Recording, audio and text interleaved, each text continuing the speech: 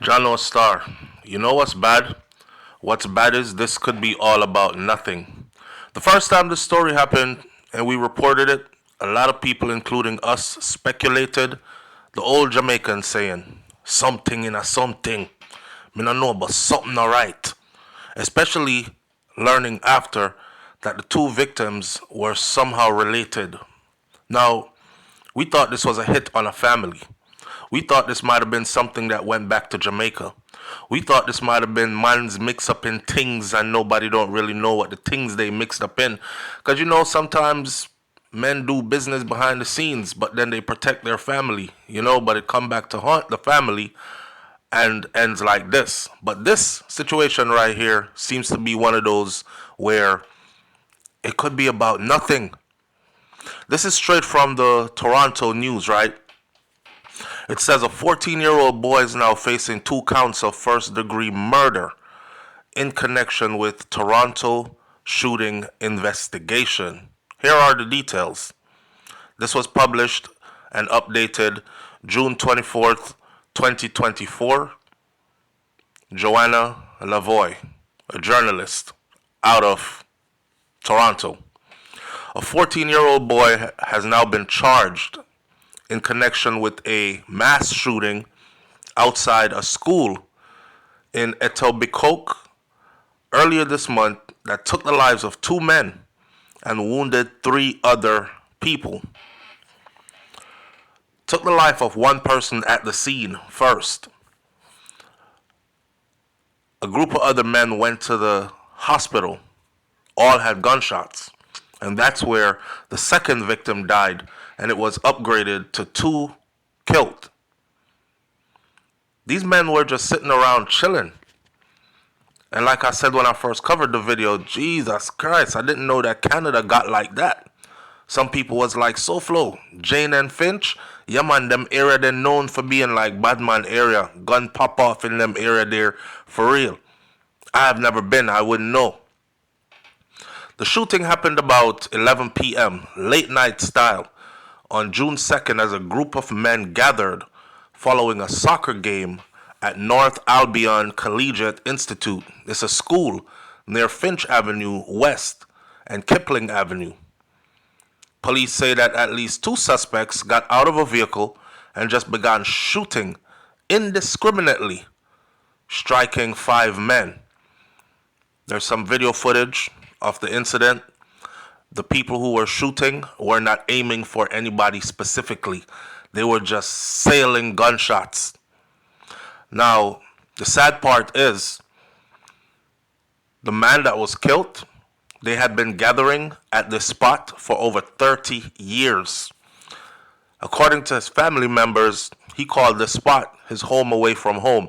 You know, like when you leave the Caribbean and then say you end up in New York or you end up in Miami or you end up in London, the first thing you want to do is find out where the Jamaican community is, where them play soccer or cricket, where we hang out, jerk some chicken and some pork and them thing there, drink 2 juice and play 2 domino games after a good football or cricket game. Where do we congregate?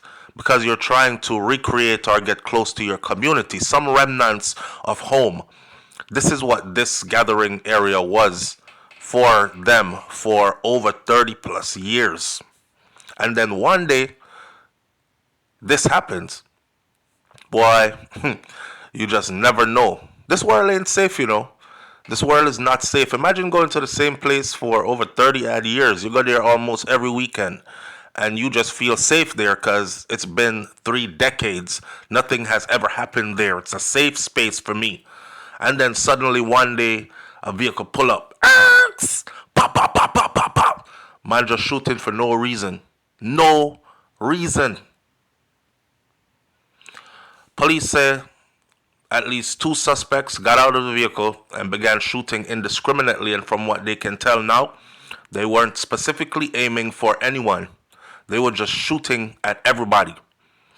Delroy George Parks, 61 years old, of Maple, he died a short time later. And then 46-year-old Toronto resident Seymour Gibbs, he succumbed to his injuries on June 5th. Between both these men, they left behind 17 offsprings. Offsprings meaning children that they created. 17 between these two men. That's for another story. They were good fathers as far as we've been told. One of them loved to cook. I believe it's George Parks. He loved to cook. He loved to make people laugh. He loved to gather with his people. He had been gathering at this spot for over 30 plus years. I think Seymour was also that type of person. Detective Sergeant Philip Campbell noted that of the 3 other men who were struck by gunshots, one of them is still in very serious condition and has injuries that he's going to be dealing with probably for the rest of his life. So you killed 2, you maimed 1 permanently, and injured others for no reason.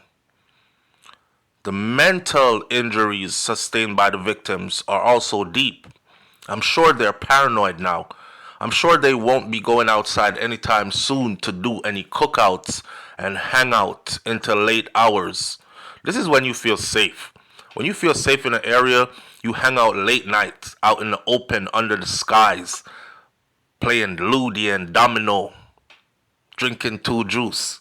I call my wife to come pick me up, man, because I can't drive, because we don't drink 2 juice already. Don't want to get a DUI, that kind of stuff. A lot of people are just devastated, completely devastated. It's a very difficult thing for families to go through.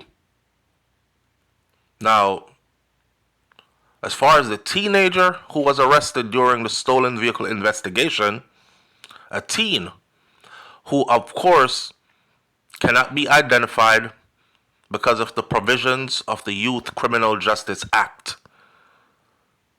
That act says if it's a teenager under a certain age group, not an adult, you can't reveal their identity to the public.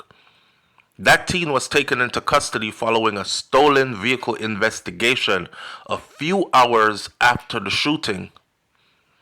And backtracking and investigating connected them right back to that shooting.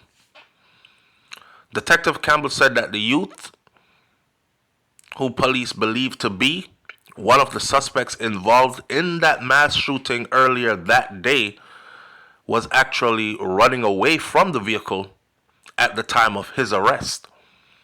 The boy has now been charged with 2 counts of first-degree murder and 7 counts of attempted murder. The additional charges, the 7 counts of attempted murder, those relate to 4 other people who police say were in the parking lot at the time, but they were not struck by gunfire. The victims were playing games. They were enjoying each other's company. It's something that they do on a regular basis. And the police has also said that there is no known connection between the men who are hanging out there, the men who got shot and died, and this teenager who they have now charged with double murder. What I can say is that these senseless acts of violence have resulted in the death of 2 people, and the families who will be forever devastated by the loss of their loved ones. Campbell said that the details that he can share, as well as the chain of events that led up to the arrest, are limited at this point because the investigation is still ongoing. They're trying to get to the bottom of this. So far, they're saying the motive to the shooting remains unclear, but they believe that there was no connection and this was a random act of violence. You know what's crazy, There's some grown-ass men out here who will take under their wing a 14-year-old, a 15-year-old who's lost to the streets. Maybe a runaway from home. Want some place to sleep? Come, we'll give you some place to sleep. You could eat with us. Then you become a part of the gang. Then you become the little shotter that we give the gun and tell to shoot. Because you can run fast. You can get away quick. Just mask up your face. And we'll hide you and we'll protect you. And this is how the little shotters are born. Meanwhile, 23 Division Superintendent Ron Taverner called the incident an incredibly unbelievable act. He said, just thinking about it, a 14-year-old, a baby, a 14-year-old in this kind of act, this is unbelievable. A 14-year-old to be so callous, so cold, just grab a weapon, Glock with a switch, and just turn it on a crowd of people who you have no beef with.